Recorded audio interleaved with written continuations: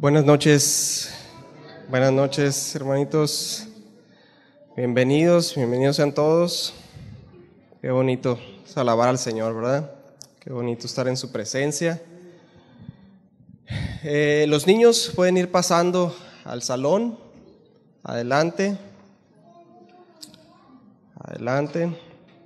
Y vayan abriendo, por favor, su Biblia en Hechos, por favor. Libro de los Hechos. Vamos al libro de los Hechos. Capítulo 2, por favor. Vayan abriendo su Biblia. Vamos a orar. Señor Dios, gracias Padre por tu presencia en este lugar, en esta noche. Gracias porque tu misericordia es nueva cada mañana, Señor. Muchas gracias que podemos estar confiados en ti, Señor, porque eres bueno, Señor. Bendito sea tu nombre. Señor, abre nuestros oídos, prepara nuestro corazón, Señor, para recibir tu palabra. Te ruego que hables, Señor, y que te lleves toda la gloria, toda la honra, todo el honor, Señor. Que tú des entendimiento, Señor, a nosotros y que podamos, Señor, recibir, guardar tu palabra y ponerla por obra, Señor. Ayúdanos, Padre, danos la gracia. Necesitamos de ti, Señor. Ayúdanos a entender tu palabra, Señor. Ayúdanos, Padre. En nombre de Jesús te rogamos. Amén. Bien, entonces estamos en Hechos, en el capítulo 2. Estamos con el sermón, seguimos con el sermón de Pedro, el primer sermón apostólico registrado, ¿sí?, en la Escritura. Y estamos ya en la tercera parte de este sermón. Esta es la tercera y última parte del sermón de Pedro. Ya se ha tratado los primeros versículos, empieza desde el 14. Y en la enseñanza pasada vimos del 22 en adelante, ¿sí? Nos quedamos nada más ahí en los últimos versículos. Vamos a ir ahí.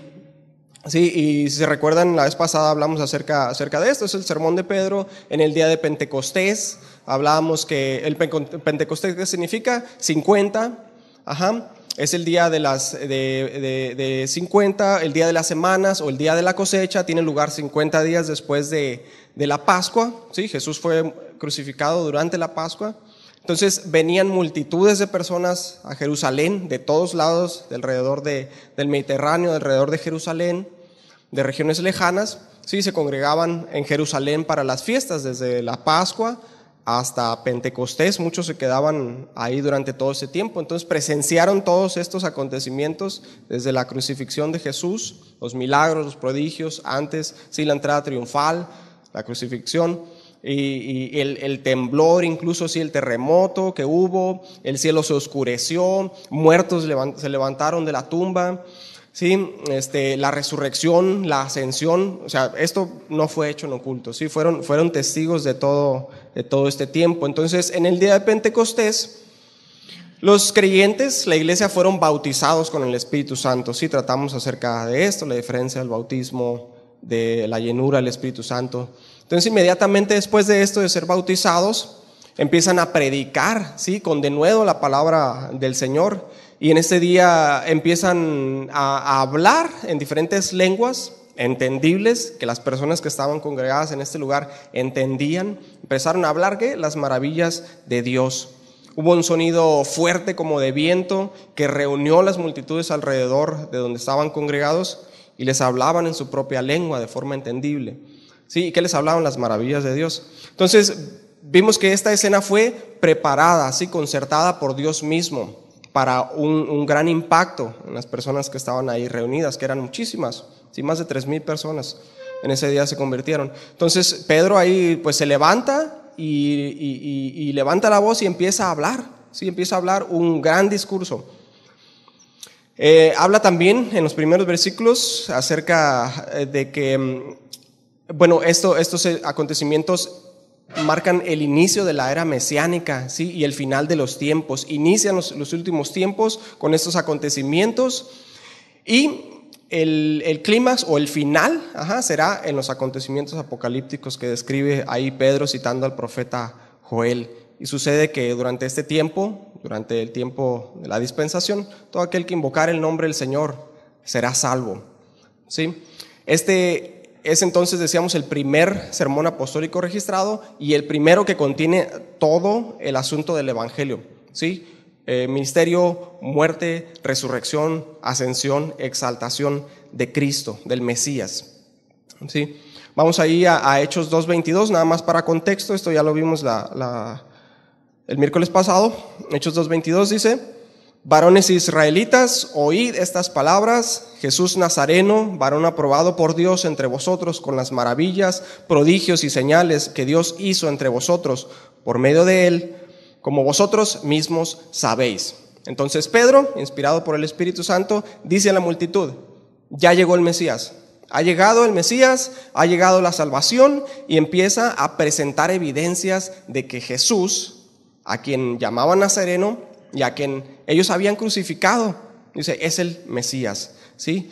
Hechos 2:23, seguimos: a este entregado por el determinado consejo y anticipado conocimiento de Dios, prendisteis y matasteis por mano de inicuos, crucificándole. Sí, dice a este, o sea, el Mesías aprobado con las maravillas, prodigios y señales de parte de Dios, a este mismo ustedes han asesinado. Luego dice, por el determinado consejo y anticipado conocimiento de Dios.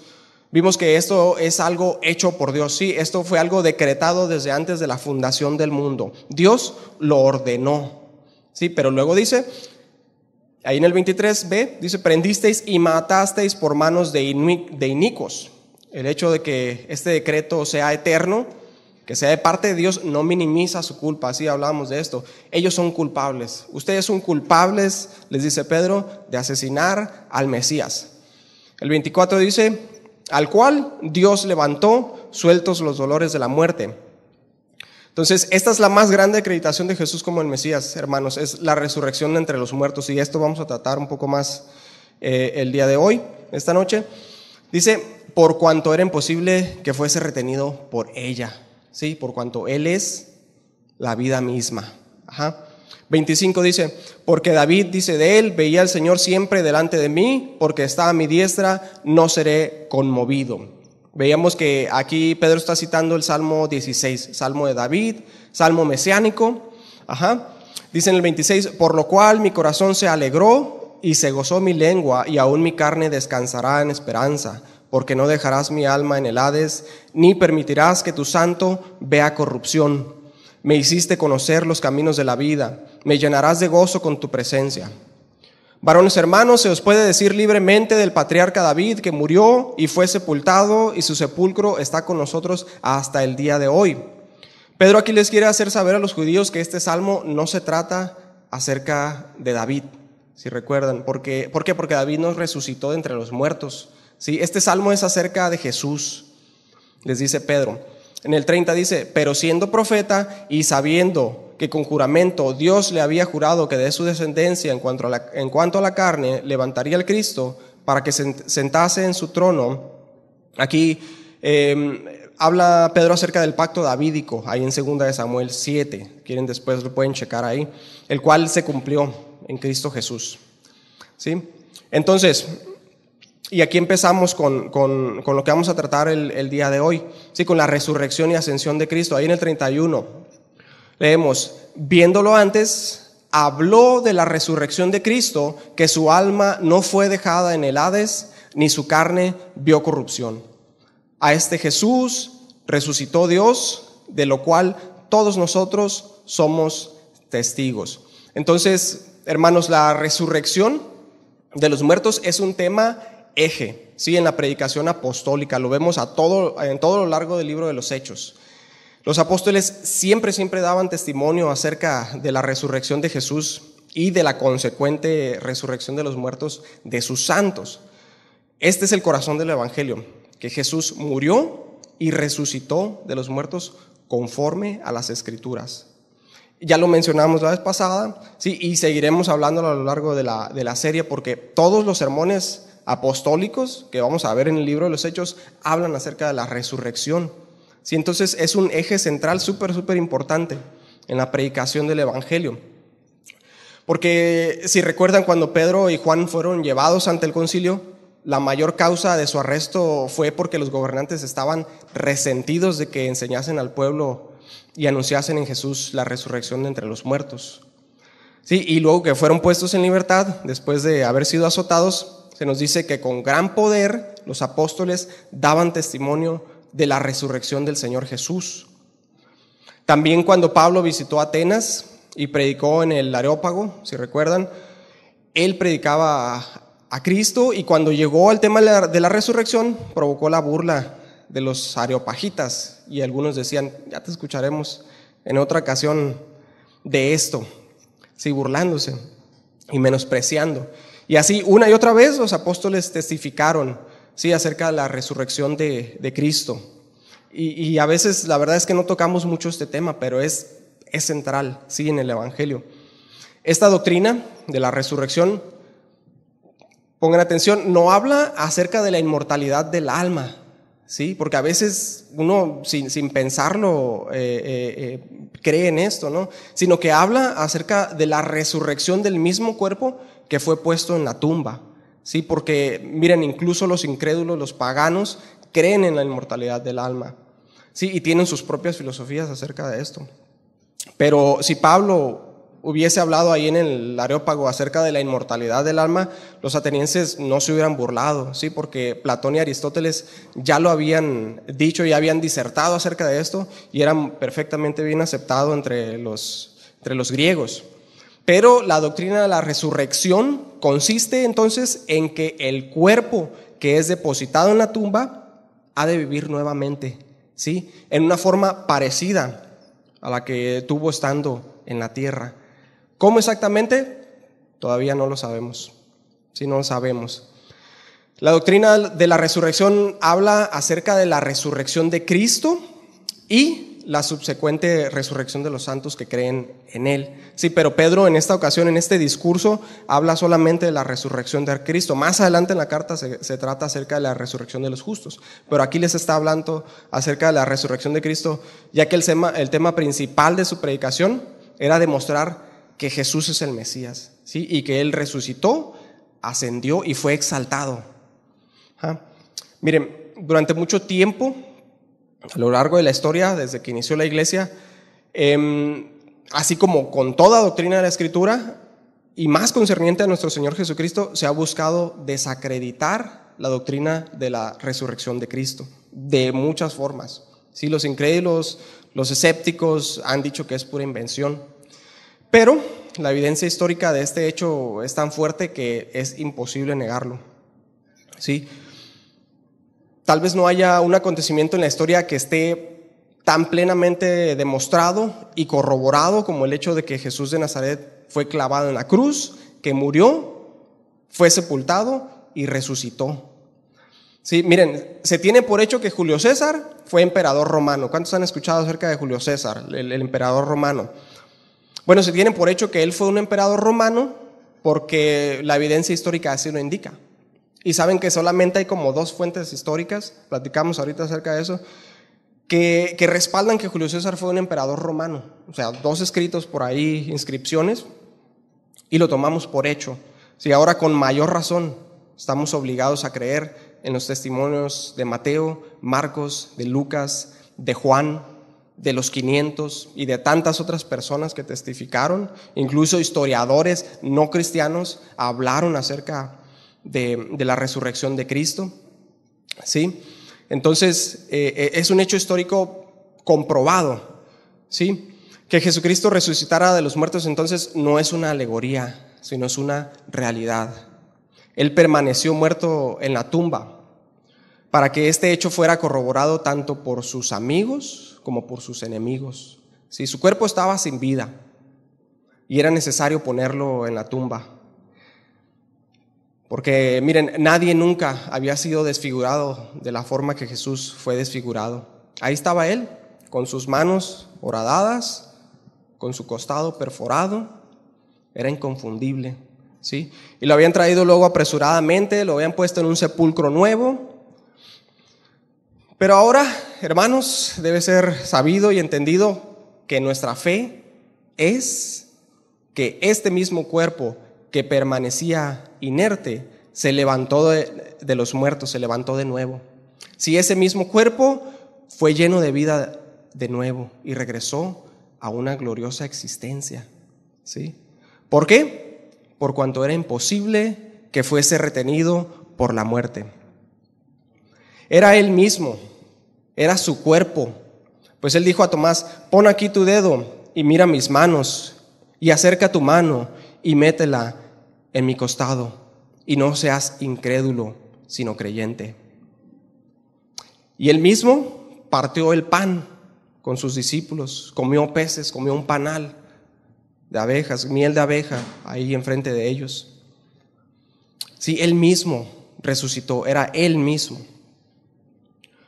Ahora, si Cristo ha resucitado, todos nosotros que creemos en Él también resucitaremos. ¿Sabía eso, hermano? ¿Alguna vez ha meditado, hermano, en su muerte? Es bueno que de cuando en cuando meditemos en nuestra muerte. Sí, porque todos vamos a morir. Y cuando muramos, si Cristo no viene primero, estaremos en la tumba, nos pudriremos en la tumba. Esto es la verdad. Sí, volveremos al polvo. ¿Por qué? Porque del polvo fuimos formados. Pero miren, no importa lo que suceda a este cuerpo. Si el Señor resucitó, también nosotros resucitaremos, porque Él resucitó.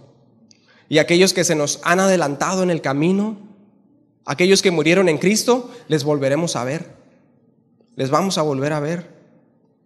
Porque el Señor mismo, con voz de arcángel y con trompeta de Dios, descenderá del cielo, y los muertos en Cristo resucitarán primero. Luego nosotros, los que vivimos, los que hayamos quedado, seremos arrebatados juntamente con ellos en las nubes para recibir al Señor en el aire, y así estaremos siempre con el Señor. Qué esperanza, ¿verdad? Volveremos a vivir, los que creemos en Él. Entraremos en el gozo de nuestro Señor y saltaremos de alegría, hermanos, en medio de las festividades, porque han llegado las bodas del Cordero y el esposo recibe a su esposa. Sí, entonces no tengamos miedo de la muerte, hermanos. No tengamos miedo de ser enterrados y de que nuestro cuerpo yazca en la tumba. Porque Dios no es Dios de muertos, sino de vivos. Porque Él es el Dios de Abraham, Dios de Isaac, Dios de Jacob. Él no es Dios de muertos, sino Dios de vivos.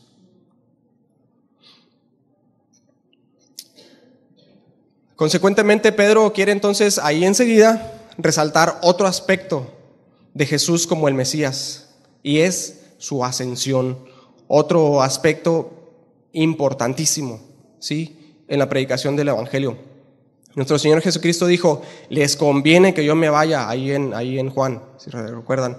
Les conviene que yo me vaya, porque si no me fuera, el Consolador no vendría. El Consolador no vendría a vosotros, mas si se fuere, os lo enviaré, dice el Señor. ¿Sí? ¿Qué mejor lugar, hermano, para el abogado que ahí en la corte del rey? ¿Sí? ¿Qué mejor lugar para el intercesor de nuestras almas que a la diestra del rey? ¿Y qué mejor lugar para el Consolador, el Espíritu de paz, que morando dentro de nosotros? Cuando el enemigo se presenta para acusarnos, Él está para defendernos. Y cuando se presenta para tentarnos, Él está para ayudarnos. El Espíritu Santo está ahí para ayudarnos y aún para guiarnos, fortalecernos y consolarnos en toda situación. Ahora miren, si Cristo estuviera aquí todavía corporalmente, aquí en la tierra, su presencia sería provechosa, sí, sería preciosa, claro que sí, pero es aún más precioso allá en su gloria, a la diestra del Padre, viviendo siempre para interceder por nosotros. Charles Spurgeon dijo: su ausencia aquí es bien compensada por la presencia de su Espíritu Santo entre nosotros. Y su presencia allá es bien consagrada por la administración del servicio sagrado a favor nuestro. Cristo no está aquí. Por eso, hermanos, nuestro corazón no debe estar aquí, sino allá. No está aquí, pues ha resucitado, como dijo. Hermanos, si te has sentido tentado a decir: esta es mi casa, este es mi carro, estas son mis cosas, mi negocio, mi trabajo, yo gané todo esto para mí. Alma mía, repósate, descansa, disfruta. Desiste, hermano, y di: no está aquí, pues ha resucitado. No tengo aquí morada eterna, sino que mi morada eterna está con mi Salvador, con mi Señor. Solamente ahí puede mi espíritu encontrar verdadero reposo, como cantábamos ahorita. Sí, solo en ti mi alma descansa, ahí donde Jesús está. Ahora, tienes a tu familia, ámala, disfrútala, cuídala, con tu vida misma, si es necesario.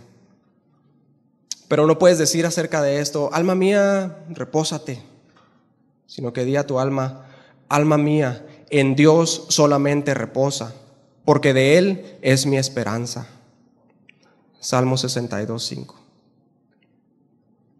Entonces, hablando acerca de la ascensión de Cristo, dice Pedro ahí en el 2:34, síganme ahí con su vista, Hechos 2:34, nos damos un salto al 34, ¿sí? Hechos 2:34, porque David no subió a los cielos, pero él mismo dice: dijo el Señor a mi Señor, siéntate a mi diestra hasta que ponga a tus enemigos por estrado de tus pies. Pedro aquí vuelve a citar a David otra vez en el Salmo 110, ¿sí? Otro salmo mesiánico.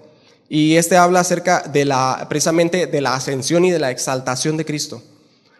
Ahí en el capítulo 1, verso 9 de Hechos, Lucas narra la ascensión de Cristo, de la cual los apóstoles fueron testigos. Y dice que mientras él estaba hablando con ellos ahí en el monte, dice la Escritura, fue alzado y no le vieron más. Entonces 2 ángeles, dice, se les aparecieron y les dijeron: varones israelitas, ¿por qué miran al cielo? Este mismo Jesús que ha sido tomado de ustedes al cielo, así mismo vendrá como le han visto ir al cielo. 2:33. Vamos a regresar un poquito. 2:33, Hechos 2:33. Así que, exaltado por la diestra de Dios y habiendo recibido del Padre la promesa del Espíritu Santo, ha derramado esto que vosotros veis y oís. Sí, miren, atención. Una vez exaltado Jesús a la diestra del Padre y habiendo recibido del Padre la promesa del Espíritu Santo, ha derramado el Espíritu Santo en este día de Pentecostés, de lo cual ustedes son testigos, dice Pedro. O sea, le está diciendo: todo esto está pasando porque Jesús, a quien ustedes mataron, Él mismo ha resucitado, ha sido exaltado a la diestra del Padre y ahora envía a su Espíritu Santo. Y esa es la prueba.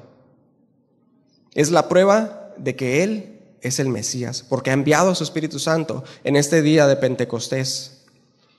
Y otra vez en el 34 dice: porque David no subió a los cielos, porque él mismo dijo el Señor a mi Señor, siéntate a mi diestra hasta que ponga a tus enemigos por estrado de tus pies.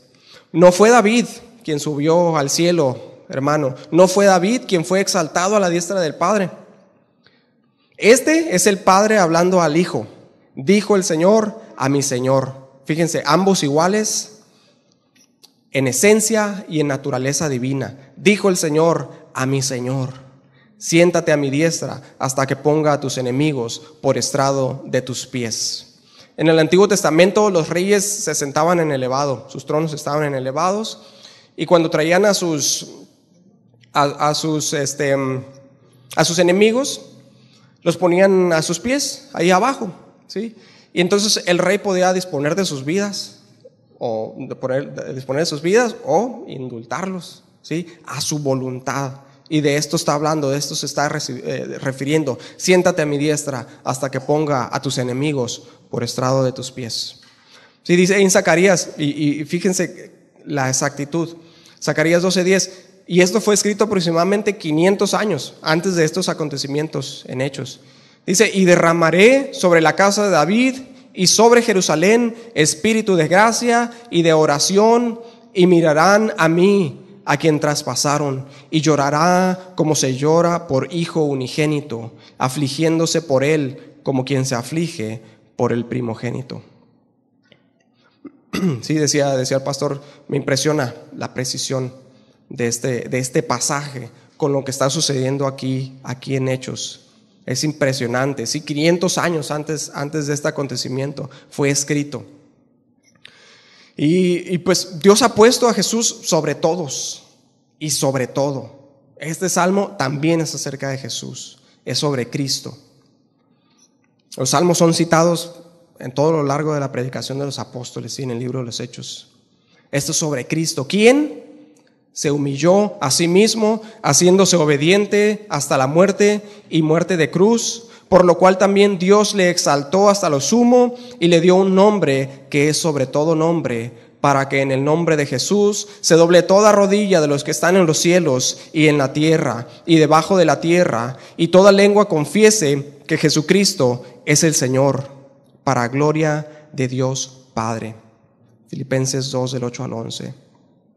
¿Sí? Entonces Pedro quiere decir aquí, hermanos, sabemos que Jesús es el Mesías, porque el Antiguo Testamento lo anunció, los profetas lo anunciaron y desearon verle, ángeles lo anunciaron en su nacimiento, sí, y aún mucho antes, profetas lo anunciaron por su vida, por sus milagros, por su muerte sustitutiva, su resurrección y su ascensión. Y sabemos que Él ha ascendido al cielo, sabemos que Él ha sido exaltado, sabemos que está a la diestra del Padre y sabemos que ha sido declarado Señor sobre todo, porque ahora ha enviado a su Espíritu Santo en este día, como ustedes pueden ver y oír. El que descendió es el mismo que también subió por encima de todos los cielos para llenarlo todo. Efesios 4:10.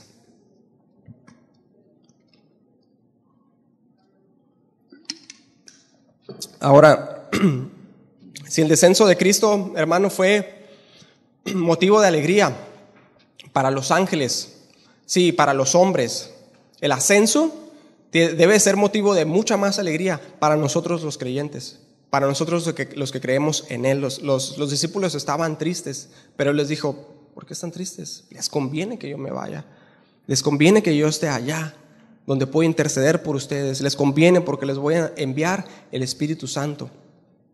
Pero para los que le rechazan es motivo de pavor, ¿sí? De miedo.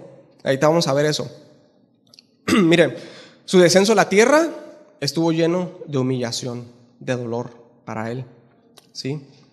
Entonces, si los ángeles que anunciaron a los pastores el nacimiento de Cristo alabaron a Dios cuando lo hicieron, si Simeón y Ana se regocijaron cuando lo vieron, cuando vieron al niño en el templo, si Elizabeth y María engrandecieron a Dios y alabaron a Dios por la llegada del Mesías a la tierra, ¿cuánto más nosotros no habremos de alabarle? Porque a Él ha sido ascendido y ha sido exaltado con gloria al cielo.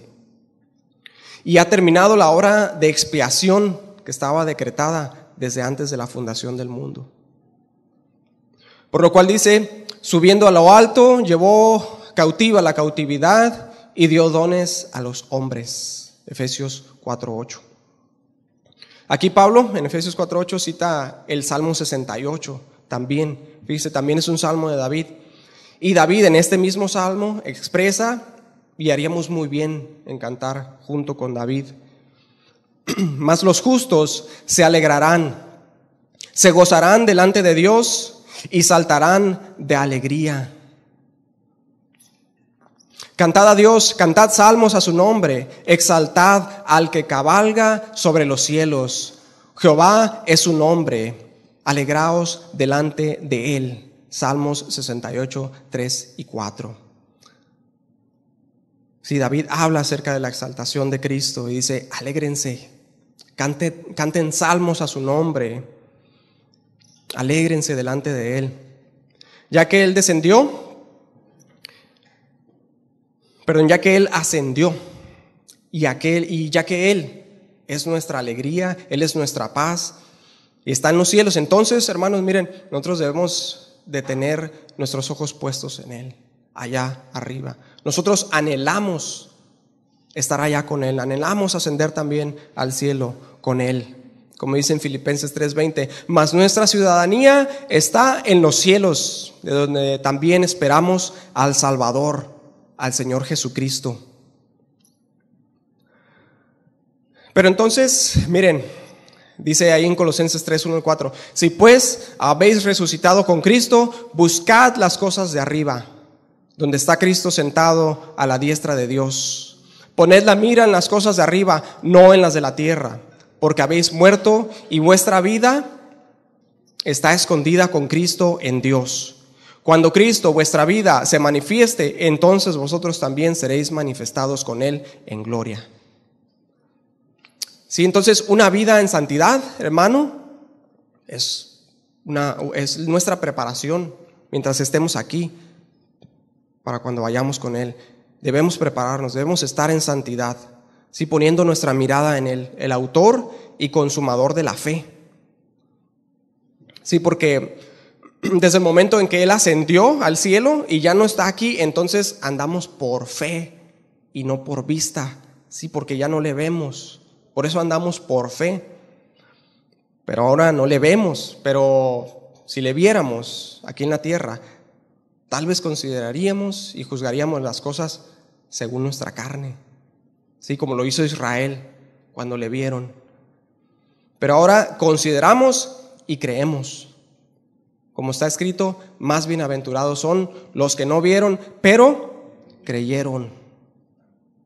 Pero ahora nosotros vemos las cosas eternas, ¿sí? Aunque así, como dice Pablo, como por un espejo.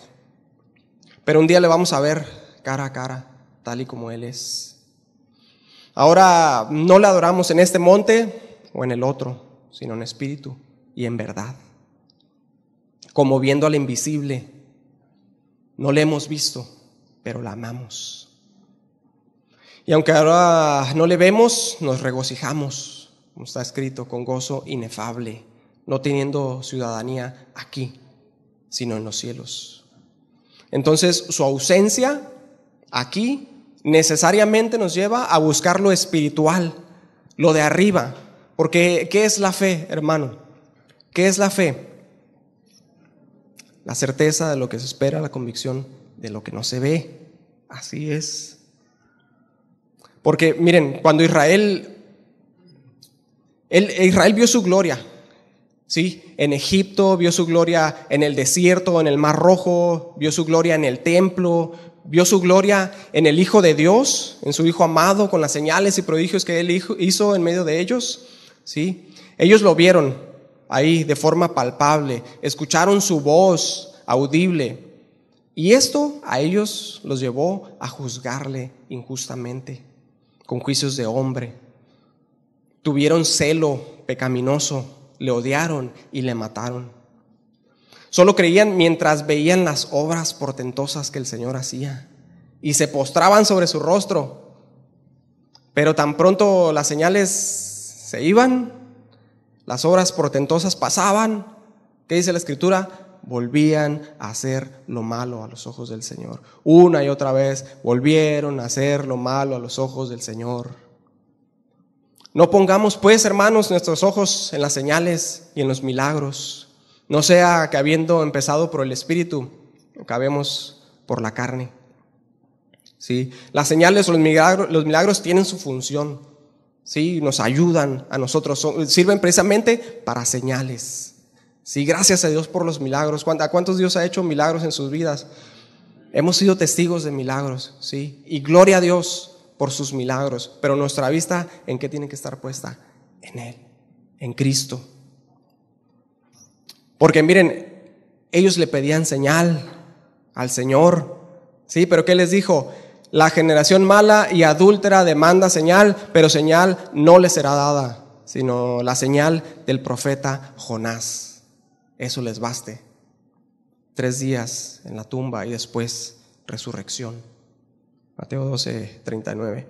Ellos le vieron, sí, le recibieron con alabanzas cuando entró a Jerusalén. Hosana, bendito el que viene en el nombre del Señor, el Rey de Israel, le gritaban cuando entró a Jerusalén. Pero después, unos días después, ¿qué gritaron? Muera, crucifíquenle, su sangre sea sobre nuestra cabeza y sobre la de nuestros hijos. Qué grueso, ¿no? Qué grueso. ¿Qué significa pues la ascensión de Cristo para aquellos que le rechazan, como lo hizo el pueblo de Israel? Bueno, Pedro aquí les dice, 2:36. Sepa pues ciertísimamente toda la casa de Israel que este Jesús, a quien vosotros crucificasteis, Dios le ha hecho Señor y Cristo. Ciertísimamente, asfalos. Seguramente, ciertísimamente, con seguridad. Esto significa la palabra en el original. No hay duda de ello. Sí, Dios le ha hecho Señor y Cristo. Y ustedes le dijeron blasfemo, ustedes le escupieron, le golpearon, le juzgaron injustamente, le entregaron en manos de hombres perversos y pecadores, le torturaron y finalmente le mataron. Mas él no abrió su boca, como cordero fue llevado al matadero hasta entregar el espíritu. Pero Dios le resucitó de los muertos y le exaltó hasta lo sumo y lo ha sentado a su diestra. Lo ha hecho Señor y Cristo y juzgará a vivos y a muertos. 37. Al oír esto, se compungieron de corazón. La palabra compungir, catanuso, perforar hasta atravesar, agitar violentamente, herir en lo vivo, compungir. ¿Alguna vez, hermano, ha recibido una noticia que sintió que le perforó hasta lo más profundo? ¿Una mala noticia? Bueno, a esto se refiere. Esta es la única vez en el Nuevo Testamento que fue usada esta palabra. Sí, perforar violentamente, herir en lo vivo. A esto se refiere. Ellos estaban en shock y dijeron a Pedro y a los apóstoles: varones hermanos, ¿qué haremos? ¿Qué vamos a hacer? Ellos habían hecho algo terrible, incalculable, sin precedentes. Habían matado a aquel que habían estado esperando, al Hijo de Dios, y ahora temían la ira de Dios. Había angustia y pánico en su corazón. ¿Qué vamos a hacer?, exclamaron. La palabra ahí se refiere a que exclamaron, que gritaron. Dios nos va a juzgar. Jesús no está muerto. Él es el Mesías y nosotros le matamos. Pero resucitó de los muertos y está a la diestra de Dios. Y sus enemigos puestos bajo sus pies. Y nosotros estamos ahí. Esto cayó de peso sobre ellos. Es una horrible posición para estar. ¿No lo cree, hermano? Podría alguien decir: qué bueno que no estoy en esa posición, qué bueno que no estuve ahí. No, yo estoy bien. Bueno, si has rechazado a Cristo, lo estás. Porque miren, alguien puede ir a la iglesia, pero llevar una vida doble. ¿Qué dice la Escritura? Profesan conocer a Dios, pero con sus hechos lo niegan. Podemos negar a Cristo con nuestras obras si no son congruentes con lo que decimos profesar. Muchos van a la iglesia, pero son fornicarios a escondidas. Muchos van a la iglesia, pero son borrachos cuando los hermanos no los ven. Muchos van a la iglesia, pero engañan a sus cónyuges. Muchos van a la iglesia, pero roban en sus trabajos. Muchos van a la iglesia, pero niegan a Cristo delante de los hombres. Miren, todos ellos, los que crucificaron a Jesús, todos ellos adoraban. Sí, todos ellos decían conocer a Dios. De hecho, cuando le mataron, ellos pensaron que estaban haciendo un servicio a Dios. Si alguien está negando a Cristo, está en esta posición. Sí, está pisoteando la cruz de Cristo. Está pisoteando esa preciosa sangre que Él derramó ahí en la cruz. ¿Y acaso, hermano, no fueron todos nuestros pecados los que le llevaron a entregar su vida voluntariamente? Sí, aquel que dio vida a todo lo que existe, a todo lo que hay, y sin quien nada de lo que ha sido hecho, fue entregado a la muerte por nuestro pecado. ¿Cómo debemos llorar, hermanos, y dolernos por nuestro pecado?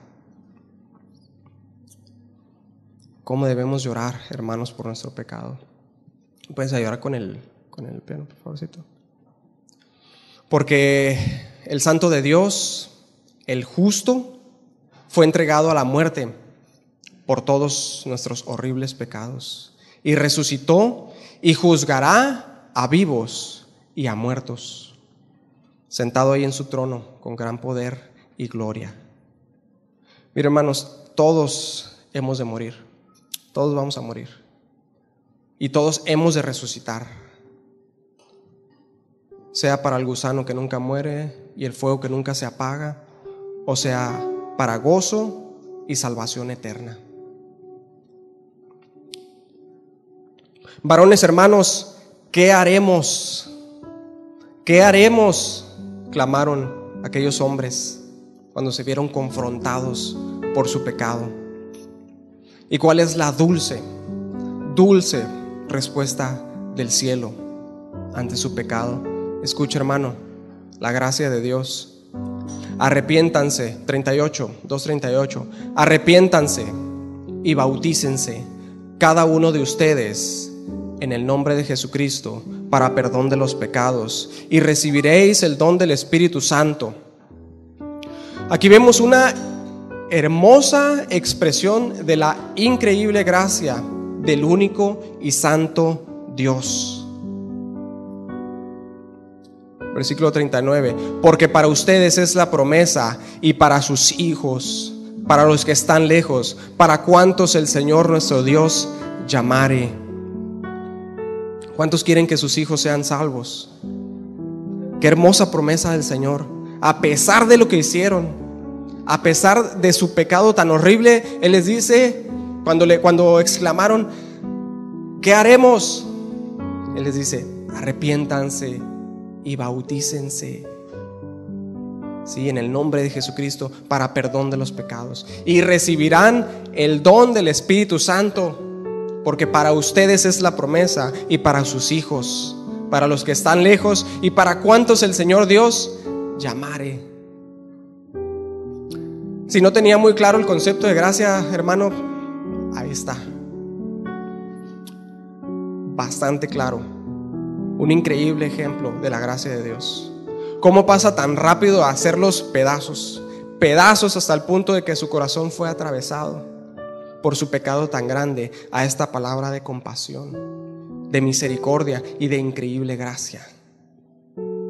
Traer convicción al corazón, traer convicción de pecado al corazón, hermano, es lo primero que hace el Espíritu Santo cuando va a salvar. Aunque claro que no siempre es así con todos. Algunos no se arrepintieron, pero cuando Él regrese,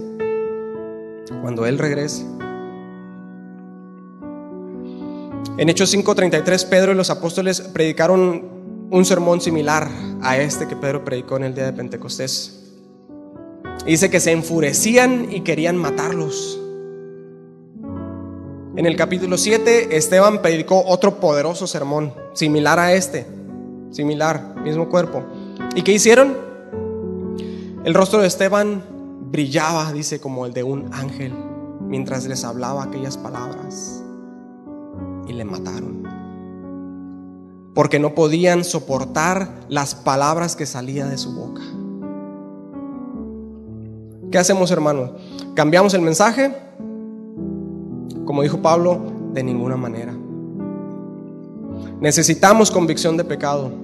Dios es tan santo y nosotros tan perversos, tan sucios.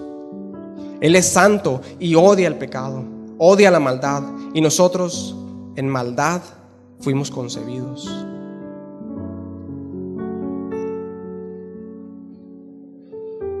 Versículo 40. Y con muchas otras palabras testificaba y les exhortaba, diciendo: sean salvos de esta perversa generación, sean separados de esta perversa generación, sean santos en medio de ellos. Así que los que recibieron su palabra fueron bautizados, y se añadieron aquel día como 3,000 personas. Y perseveraban en la doctrina de los apóstoles, en la comunión unos con otros, en el partimiento del pan y en las oraciones. Aquel que ellos habían asesinado injustamente, ahora los perdonaba, los limpiaba de su horrible pecado, les daba de su Espíritu Santo, el don de su Espíritu Santo, y los hacía parte de su iglesia. Incomprensible, hermano. Es gracia. Es gracia. Pero luego dice: arrepiéntanse, vuélvanse de su horrible iniquidad que culminó en el asesinato del Mesías, y bautícense, hagan pública su profesión de Cristo y simbolícenla con el bautismo. Sí, 3,000 personas fueron bautizadas en ese día. No fue un evento pequeño, hermano. Todos ellos ahí en Jerusalén dieron testimonio público de su fe en aquel que no hace muchos días había sido públicamente asesinado, y que ahora ellos estaban confesando como Señor, Salvador, Mesías y Cristo. Todos ellos sabían que iban a ser rechazados, perseguidos y probablemente asesinados por los de su nación. Lo sabían. Pero ahora estaban unidos a Cristo en su muerte y en su resurrección. Y esta es nuestra más grande esperanza, hermano. Nuestro más grande deleite. Estar unidos a Cristo por su increíble gracia. Estar unidos a Él para siempre. Por eso tengamos nuestra mirada puesta en Él, allá donde Él está. Amén. Padre, bendito sea tu nombre, Señor. Santo eres tú. Tú fuiste humillado, tú te humillaste, Señor, hasta lo sumo. Moriste en la cruz por nosotros. Tú diste tu vida voluntariamente. Ellos te mataron, pero tú diste tu vida voluntariamente. Pero resucitaste al tercer día, por cuanto la muerte no podía contenerte. Venciste a la muerte. Como está escrito: ¿dónde está, oh muerte, tu aguijón? ¿Dónde, oh sepulcro, tu victoria? Tú venciste a la muerte y ascendiste al cielo en gloria. Estás a la diestra del Padre, vives para siempre y juzgarás a vivos y a muertos al final. Gloria, honra y alabanza sean a ti, Señor. Gloria, honra, alabanza, el imperio, el poder sean a ti, Señor, por siempre. Señor, que muramos juntamente contigo, que vayamos a la tumba, Señor, y seamos sepultados para que resucitemos juntamente contigo. Señor, que nuestros ojos estén puestos en ti, no en esta tierra. Ayúdanos a ser santos en medio de una generación perversa y maligna. Ayúdanos a no desviarnos de la fe, a no descarriarnos, Señor, a no apostatar. Ayúdanos a permanecer, Señor, fieles a tu palabra. Necesitamos de ti, necesitamos de tu Espíritu Santo. Necesitamos que tú intercedas por nosotros, Padre. Intercede, Señor, por nosotros, por nuestros pecados, Señor. Intercede, Señor.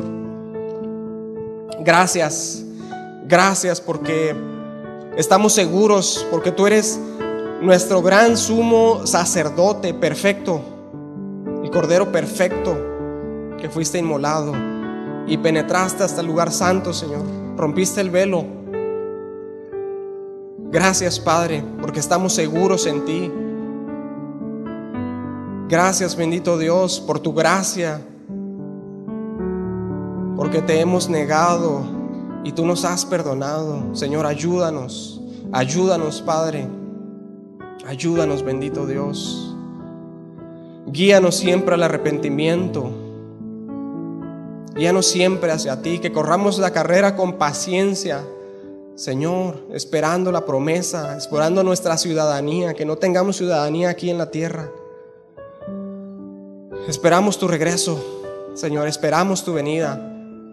Ven, Señor Jesús. Ven, Señor Jesús. Gracias. Gracias, Padre. Gracias, Señor Dios. Bendito sea tu nombre por siempre, Señor. En nombre de Jesús. Amén. Vamos a pasar a nuestro tiempo de oración, hermanitos, ¿sí?